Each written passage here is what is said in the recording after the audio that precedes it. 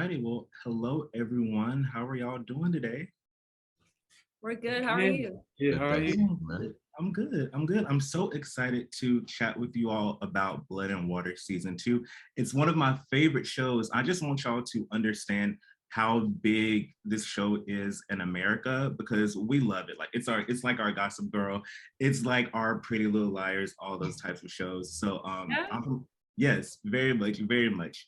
I'm from Shadow and Act, which is an American-based Black Hollywood publication that also covers Black creatives all across the African diaspora. So yeah, I'm excited to chat with you all and talk about this new season. I've seen 5 episodes, so I'm ready to talk about everything that's going Get on. into it. Okay, so I'm going to start with you because our girl Pulang was going through it last season. She was holding in this big secret and it weighed on her. She told Fix, and then as we see in this season, at least in the beginning, it's still weighing on her. It may even be a little bit worse than it was last season. So can you talk about the difference in Pulang from season 1 to season 2? So I think in season 1, what I've discovered about Belaying in a character is that she definitely has trust issues. So even with Wade coming on the journey, along with her in the journey, it was because he kind of caught her in the act of like trying to find some stuff. Mm-hmm. And with Fikile as well, Fikile confronted her and like this was the truth and she could not hide it anymore. But I think her journey into season 2, we get to see a lot of things more in depth. So I think we get to see her boldness more in depth and, you know, how far she's willing to go to prove that Fikile is her sister. So yeah, the stakes are definitely higher. They raised and it's a life or death situation. So I think she has that thing in the back of her mind of I can't be wrong about this because I've already invested so much to you know find out the truth, and I've you know already invested so much that Fikile is my sister, so I just have to go with it. And at the we're in episode 5, but I don't want to give away anything. Yes. No, I was about to say not too much, because I have a little bit to go. But yeah, I definitely get those vibes. And we kind of, as we, episode 4 and 5, we're kind of going toward that, but still a little bit early.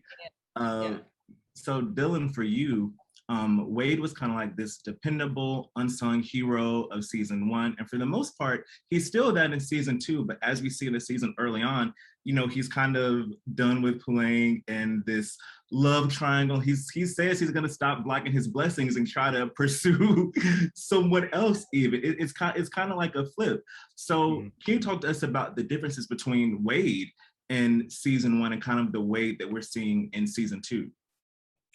Yeah, I think Wade takes not necessarily a full 360, but we definitely see a different side of Wade. And I think it's all brought onto him by the different situations he finds himself in.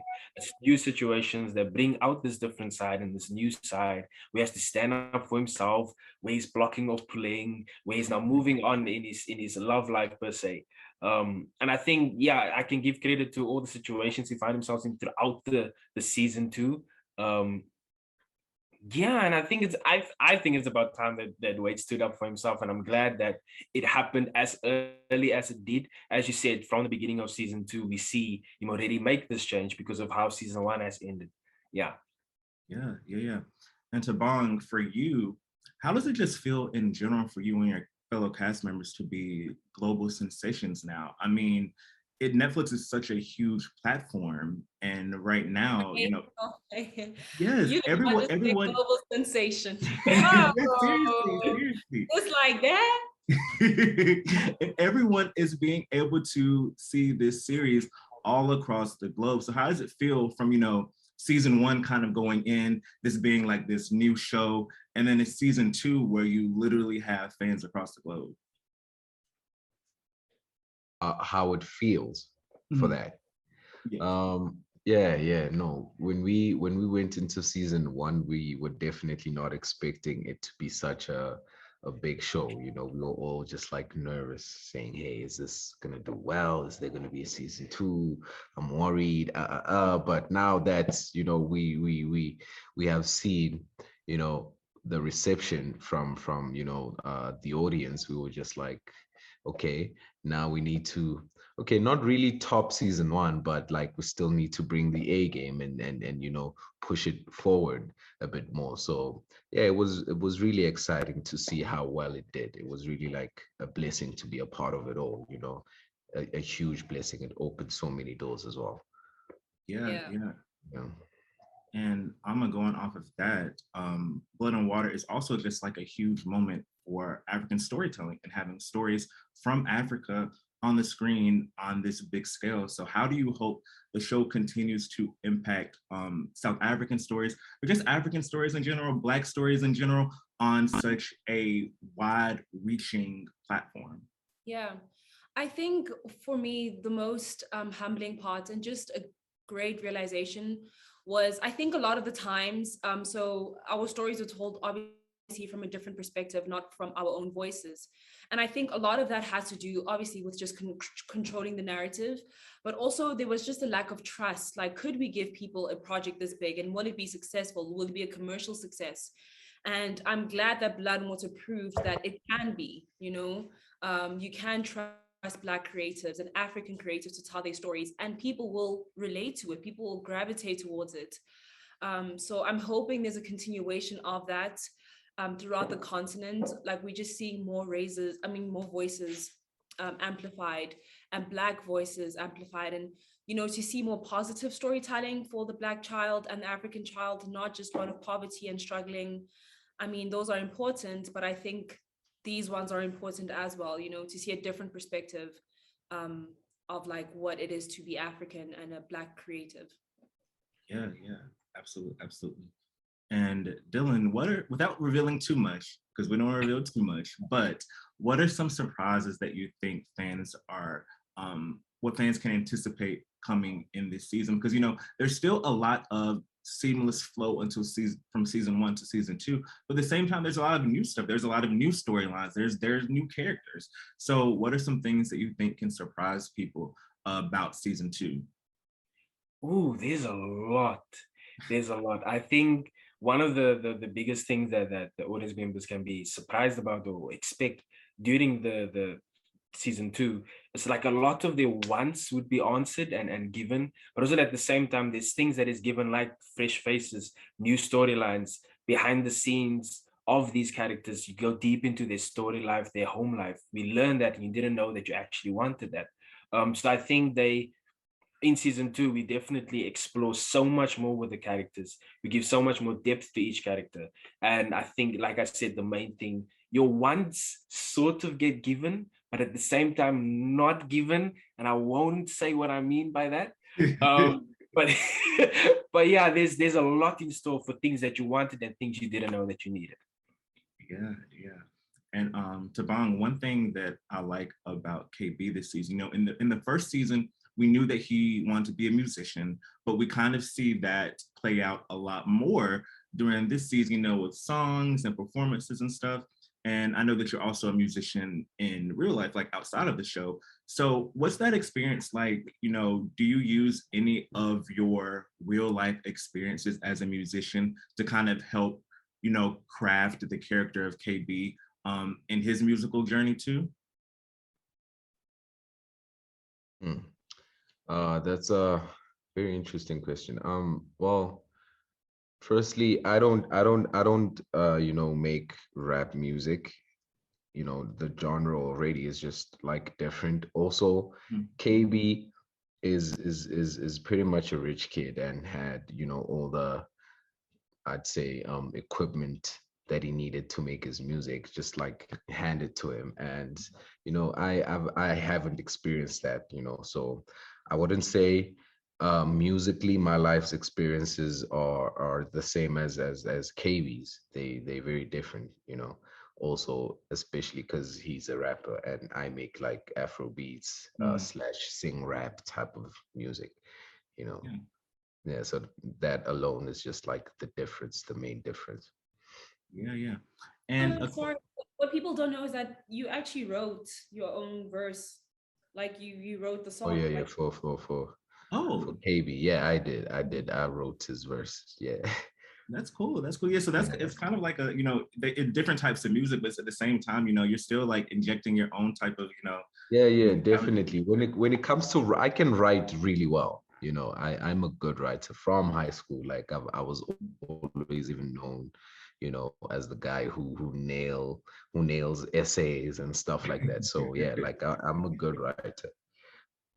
Yeah, it's just like second nature to you. Yeah. Um, Also a question for all of you. What are some of your favorite memories of shooting season 2?